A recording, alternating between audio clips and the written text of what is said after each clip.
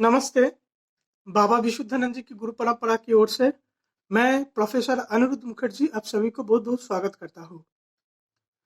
पिछले हफ्ते हम लोग चर्चा कर रहे थे कि धर्मवान व्यक्ति के जीवन में इतना दुख क्यों है? जो व्यक्ति साधारण जीवन यापन कर रहा है, धर्म से कोई वास्ता नहीं है, जीवन में हर तरीके का गलत काम करता है, पूरी तरह से खाना-पीना, मौज-मस्ती लेके बैठा हुआ है, उसके जीवन में सब कुछ अच्छा और जो धर्मवान व्यक्ति उसके जीवन में दुख ही दुख, ऐसा क्यों?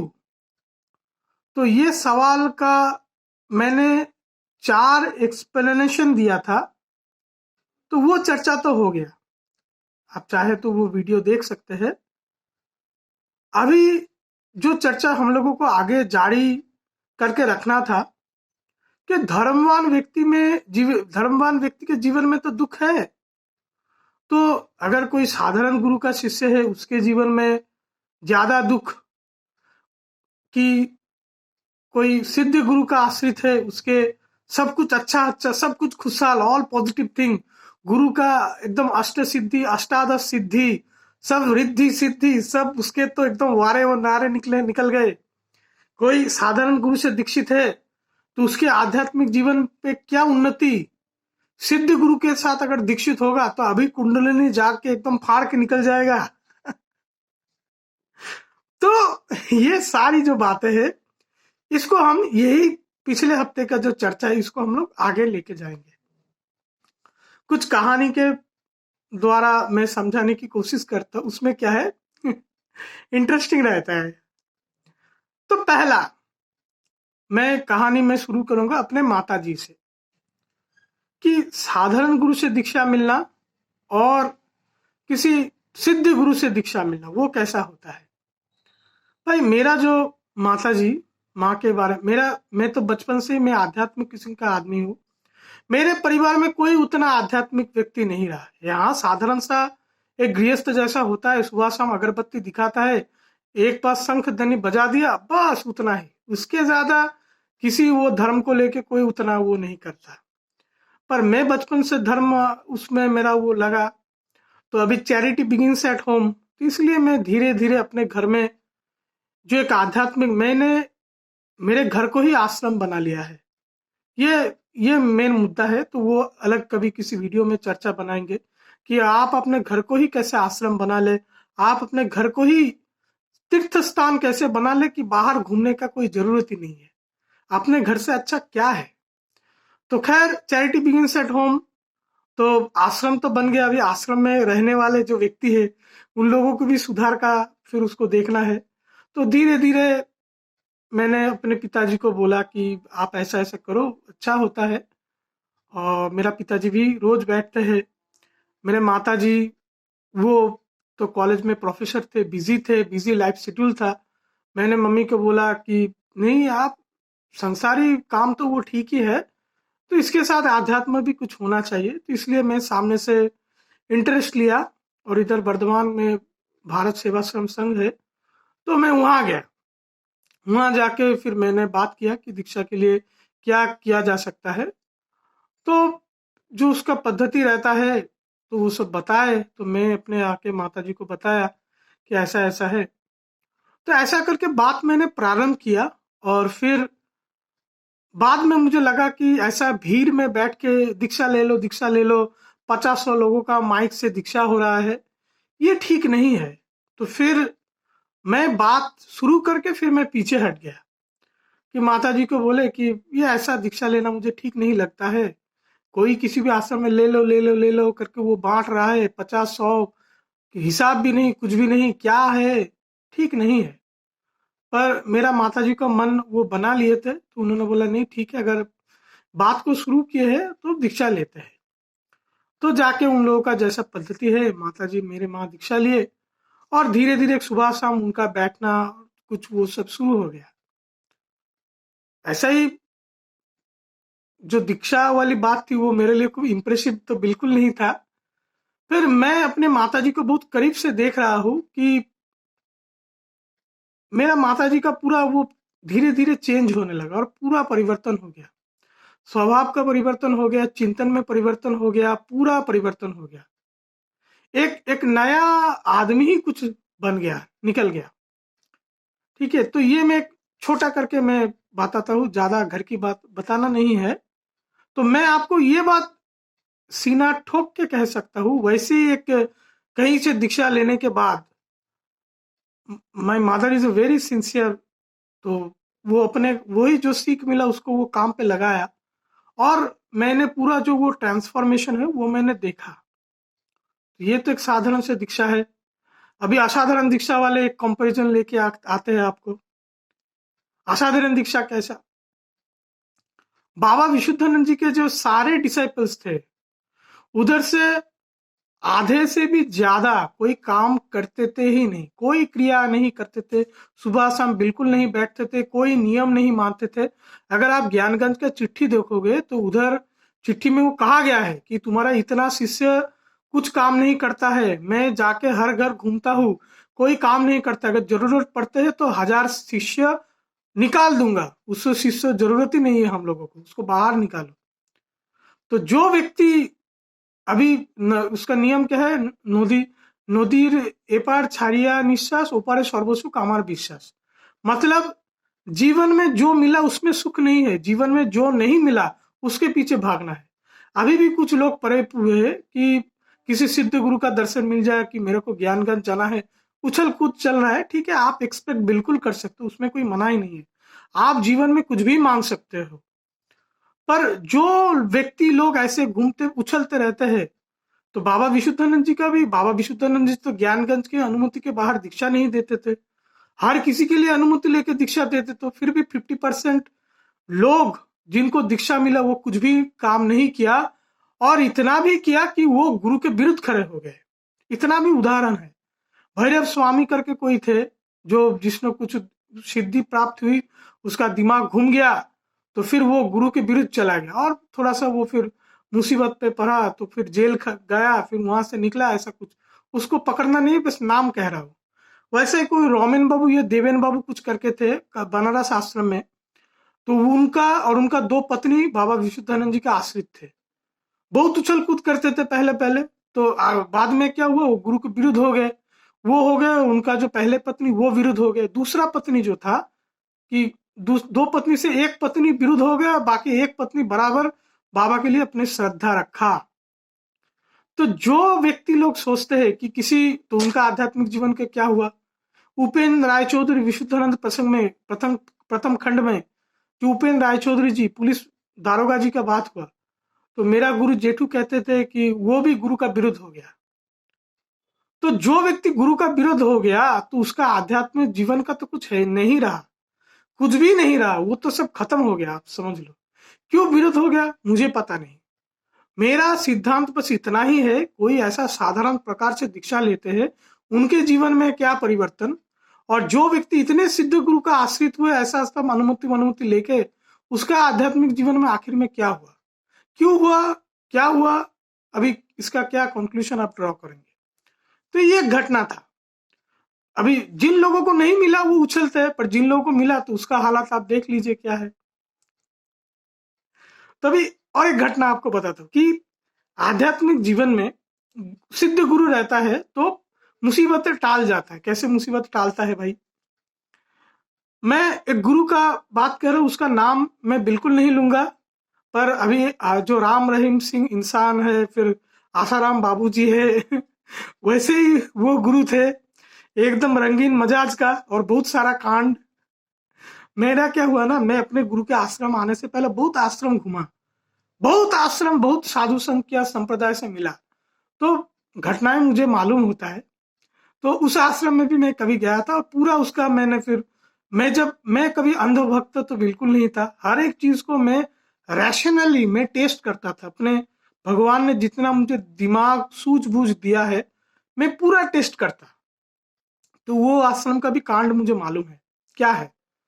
तो गुरु का बात मैं कह रहा था कि वही एक गुरु जहाँ पे वो पकड़ पकड़ के दीक्षा देते हैं, आप उनके आश्रम बाहर घूम भी रहे हो ना, आश्रम से लोग आके अंदर खींच के दीक्षा देंगे, और दीक्षा देने के बाद बोलेंगे अभी दक्षिणा दो, अभी दक्षिणा नहीं दिया तो अभिशाप करेंगे और ज्यादा। पूरा एकदम धंधा फैला के रखा हुआ है, तो उतना में मैं नहीं जा रहा। तो समझ लीजिए गुरु कैसा। तो अभी जितने लोगों को वो दीक्षा ऐसे बांटते रहते हैं, उनमें से कुछ लोग तो अच्छे होते हैं, एकदम एकदम सरल सरल साधा सीधा आदमी, जिसको उतना समझ नहीं है, साधारण एकदम साधारण सा आदमी। गुरु कितना भी गलत हो सही हो उसको मालूम नहीं है, उसको बस पता है कि गुरु को भक्ति करना है, गुरु को सम्मान करना है, गुरु भगवान स्वरूप है। तो वैसे ही कोई शिष्य थे उन गुरु के, तो वही आश्रम से दीक्षित थे। तो ऐसे ऐसे क्या हुआ कि उनको दिमाग में कुछ बीमारी हो गया, तो उसको अभी सर्जरी करना है दिमाग में, ब्रेन सर्जरी। तो वो भाई गुरु को ही बुला रहे हैं, गुरु तो ऐसा आपको तो मैंने कह ही दिया। तो वो अपने गुरु को बुला रहे हैं, और उन्होंने ऐसा देखा ख्वाब में या कुछ ऐसे कि गुरु आ रहा है, गुरु के साथ उनका पत्नी आ रहा है, और दोनों आके उनके सिर के पास बैठे, और दिमाग में ब्रेन में उसका सर्जरी होना था। तो उधर वो हाथ फैलाए, हाथ बुला के ऐसे बोले कुछ चिंता की बात नहीं, सब ठीक हो जाएगा। ऐसा उनका दर्शन हुआ, और आगे सर्जरी हुआ, और वो महिला बिल्कुल स्वस्थ है। आज 20 साल हो गया सर्जरी का, बिल्कुल स्वस्थ है और अपने गुरु के लिए वफादार। और गुरु का वो दर्शन वो बताते रहते कि गुरु ने कैसे उसको जीवन का रक्षा किया।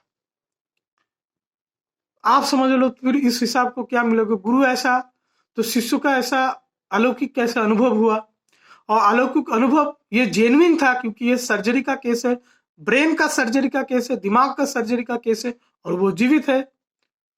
और ये जो कहानी ये है ये ऑथेंटिक है, क्योंकि मैं हर एक कहानी को मैं टेस्ट करके, कोई भी कहानी आप मेरे को चिपका दोगे मैं सुन लूंगा ऐसा तो नहीं है, ठीक है ना। तो ये जेन्युइन कहानी है, तो आप इसको कैसे एक्सप्लेन करोगे भाई।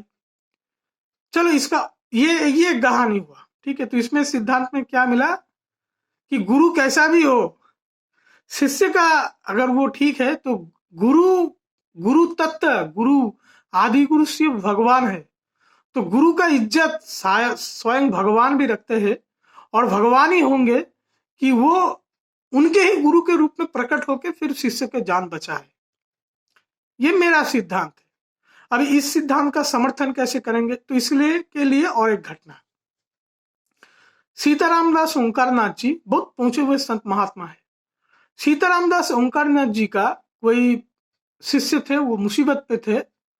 अब जब मुसीबत में वो थे, अभी वो गुरु को स्मरण कर रहे हैं, और गुरु को स्मरण करते करते हुए अचानक से देखा कि गुरु सामने प्रकट हो गए। एक अलौकिक दर्शन हुआ कि गुरु सामने प्रकट हो गए, मुस्कुराए और उनको थोड़ा सा ऐसा आशीर्वाद किया, फिर वो चले गए, वैनिश हो गए।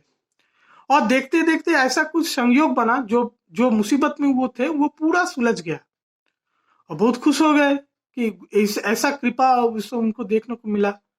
तो फिर गुरु से वो फिर मिलने के लिए गए, स्थूल गुरु जहाँ बैठा हुआ उधर मिलने के लिए गए, और बोले बाबा जी आपका मैं मुसीबत पे था और आपका दर्शन हुआ, और आप मेरे को आशीर्वाद किए, और मैं ये मुसीबत से निकल गया, आपका बहुत बहुत आभार।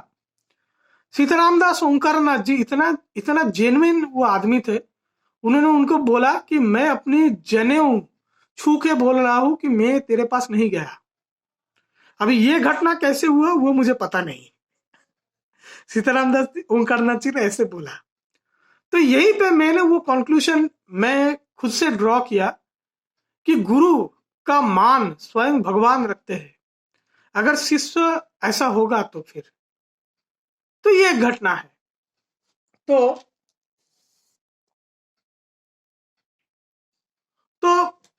ऐसा ऐसा कुछ घटना तो मैं आपको कह दिया। तभी थोड़ा सा बाबा विशुद्धानंद जी का कंपेयर कर लेते हैं, क्योंकि कुछ लोग मेरे पास आते हैं कि बाबा विशुद्धानंद जी के पास कैसे दीक्षा लिया जाए, कि ज्ञानगंज में कैसे पहुंचा जाए, कोई शक्तिशाली गुरु अगर मिल जाए तो जिंदगी में और क्या चाहिए। सब समस्या का समाधान गुरु सब संभाल लेंगे। चलो अच्छी बात है, समझाते आपको कुछ घटना से। भाई बाबा विशुद्धानंद जी तो बहुत समर्थवान थे, ज्ञानगंज का वो तो सब है, वो सब आपको पता ही है। कुछ घटना आपको बताते हैं। क्या घटना? उपेंद्र रायचौधरी का जो साहब थे, वो साहब उपेंद्र को बिल्कुल वो पसंद नहीं करते थे, उनके मुंह के तरफ भी नहीं देखते थे। बाबा विशुद्धानंद जी कहे कि उपेंद्र जाके एक प्रमोशन के लिए अर्जी डाल दो। तो उपेंद्र ने बोला कि बाबा अगर मैं उनको दारोगा के पास जाऊँ मेरे को कुछ खींच के मारेंगे, वो मुझे बिल्कुल नफरत करते हैं। तो बाबा विशुद्धानंद जी बोले तुम प्रमोशन का चिट्ठी लिख के तो दो कि देखो ना क्या होता है, मेरे लिए एक बार और कुछ मार खा लेना अगर मारता है तो उपेंद्र वो चिट्ठी लेके गए और साहेब वो चिट्ठी मन से पढ़े, अचानक से उनके बिहेवियर में परिवर्तन हो गया और उपेंद्र को तरफ देख के बोले नहीं अच्छी बात है, प्रमोशन आपको बिल्कुल मिलेगा, मैं सुपारिश कर देता हूँ। और अगर ये सुपारिश वो पालन नहीं होता है तो मैं खुद जब उस पोजीशन में जाऊंगा मैं आपको डबल प्रमोशन करवा के दूंगा, खुद अपने जिम्मेदारी से। तो बाबा विशुद्धानंद जी के शिष्य थे, बहुत उनको इसमें वो सपोर्ट मिला। बाबा विशुद्धानंद जी का जो डॉक्टर लोग थे डिसाइपल, जो बाबा विशुद्धानंद की चिकित्सा करते थे, वो पैसा नहीं लेते थे। तो बाबा विशुद्धानंद जी के उस कविराज को उन्होंने एक पत्थर बना के दिया था, जो पत्थर रखने से कभी अर्थ का कष्ट नहीं होता है, पैसे का कभी तंगी वो कष्ट उसको नहीं होगा, तो वो पत्थर उनको बना के दी। तो ये एक घटना, भाई सिद्ध गुरु का आश्रित है, हर कुछ फेवरेबल है। तो जहां पे उपेंद्र का प्रमोशन हो रहा है वहां ज्योतिष बसु, जोगेंद्र बसु का लड़का, उनका नौकरी चला गया। भाई सिद्ध गुरु का आश्रित है, ये क्या हुआ भाई। तो बाबा विशुद्धानंद जी बोले देखो नौकरी चले गया, बिल्कुल दुख मत करो, अगर ईमानदारी से रहोगे तो पैसे का तंगी कभी नहीं होगा और बाद में सब ठीक हो जाएगा। और बाबा का बात ऐसा हुआ कि बाद में कुछ सालों बाद ज्योतिष का फिर से नौकरी मिल गया और धीरे धीरे जो आर्थिक कठिनाई था वो ठीक हो गया। तो अगर बाबा किसी का डबल प्रमोशन करवा रहे हैं और इधर दूसरे किसी का नौकरी चला जा रहा है तो उनपे तो कुछ मदद नहीं हुआ, क्यों नहीं हुआ भाई। मुनीन्द्र मोहन कविराज जी वो एक बार इतना आर्थिक तंगी में आ गए कि बाबा विशुद्धानंद जी को उनका मदद करने के लिए खुद उनको आश्रम में नौकरी में रखना पड़ा। शायद 40 रुपए कुछ महीना या कुछ रहेगा, तो उसमें वो महीना में उनको नौकरी देख के रखा आश्रम में, जिनके उसका परिवार प्रतिपालन हो सके। भाई उनका कोई कुछ नौकरी क्यों नहीं हुआ, उनका बिजनेस क्यों नहीं बना, उनका पैसा क्यों नहीं हुआ। तो फिर सिद्ध गुरु का आश्रित लेके किसी का पैसा बन रहा है, किसका डबल प्रमोशन हो रहा है, किसी का तो बिल्कुल नौकरी चला जा रहा है, किसी का आर्थिक संगति नहीं है, गुरु खुद पैसे दे के उनका परिवार पाल रहा है, ऐसा क्यों हुआ। सोचने वाली बात। गोपीनाथ कविराज जी का पत्नी जी जब सीढ़ी से गिर गए तो बाबा विशुद्धानंद जी अचानक से प्रकट हो गए और धीरे धीरे उनको कुछ दवाई दिए और फिर वो ठीक हो गए। वहीं पे गोपीनाथ कविराज जी का लड़का जब आत्महत्या कर रहे थे तब बाबा विशुद्धानंद जी क्यों प्रकट नहीं हुए, क्या हुआ भाई। जब किसी शिष्य का लड़का आयोडीन समझ के एक जहर पी लिए और बाबा विशुद्धानंद जी और उसका वो विधवा थे, वो लड़के किसी का कोई नहीं था, वो बाबा के फोटो के सामने रो पड़े और जहर खा लिया बच्चा। तो बाबा विशुद्धानंद जी फटाक से वो जहर खींच लिया अपने अंदर, बच्चा एकदम सुस्त हो गया, बाबा विशुद्धानंद जी का शरीर खराब हो गया और धीरे धीरे फिर वो जहर का फिर वो अपने अंदर वो जहर को मार लिए तो फिर बच्चा भी जिंदा हो गया। ऐसे उन्होंने प्राण दिए, कितने को प्राण दिए। भूषण बाबू जी बनारस आश्रम में रहते थे, सो रहे थे, सोते सोते खटिया से गिर गए। अभी खटिया के पास योग दंड था, तो योग दंड के ऊपर अगर गिरते तो फिर शरीर इधर उधर हो जाता था, माने शरीर फोड़ के वो योग दंड निकल जाता, जीवन का हानि हो जाता, मर जाते वो। तो भूषण बाबू बोले मैं तो सो रहा था, आप कैसे मेरे को बचा लिए। भूषण बाबू खटिया से गिरे, बहुत दूर जाके गिरे। तो बाबा विशुद्धानंद जी को मिलके बोले कि मैं तो सो रहा था, आपको बुलाया भी नहीं, आप कैसे आके मेरे को बचा लिए, मैं तो खटिया से बहुत दूर जाके पड़ा, अगर खटिया से बराबर पड़ता तो योग दंड मेरा शरीर फोड़ के निकल जाता। तो बाबा विशुद्धानंद जी बोले कि तुमको बुलाने का भी जरूरत नहीं, जो जो मेरा शिष्य मेरा आश्रित है उसको रक्षा करने के लिए गुरु स्वयं प्रकट हो जाता है, इतना बड़ी बात। तो इधर भूषण बाबू का ऐसा रक्षा हुआ।